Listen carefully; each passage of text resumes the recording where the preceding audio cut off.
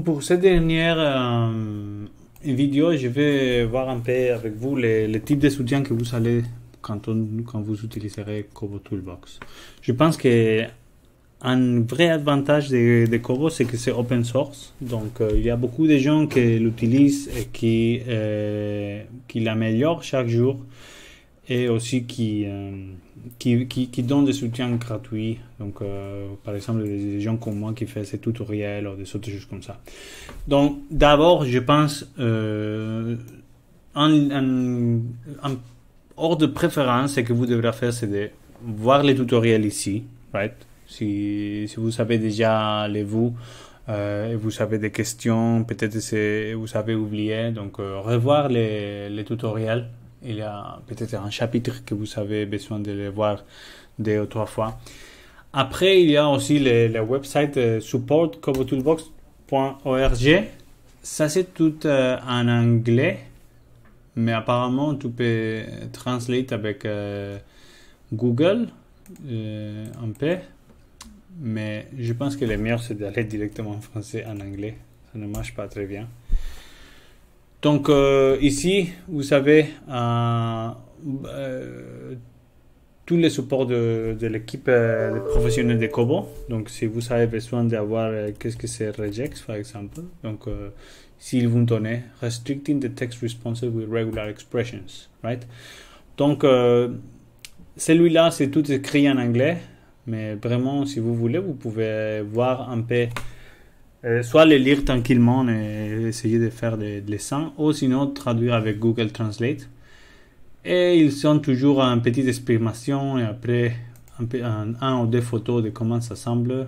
Et après, par exemple, certains exemples. Donc, n'hésitez pas d'aller là-bas, demander, je sais pas,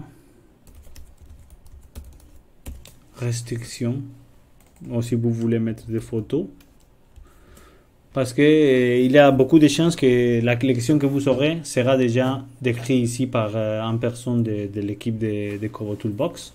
Donc super bonne ressource. Après, il y a aussi la communauté.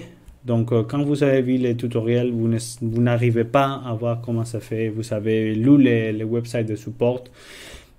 Allez à la communauté. Et dans la communauté, il y a aussi des questions des gens. Donc ici, tout le monde qui a une question, il va la poser là-bas.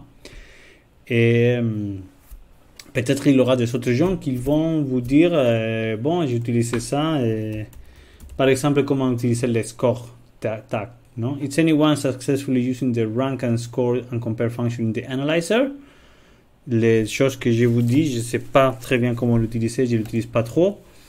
Il y a quelqu'un qui a demandé, et il y a 1, 2 personnes, 3 personnes, incluant moi-même, qui ont dit, bon, j'ai fait ça, tu peux essayer de faire ça et ça. Même, j'ai mis ici un petit exemple de comment faire.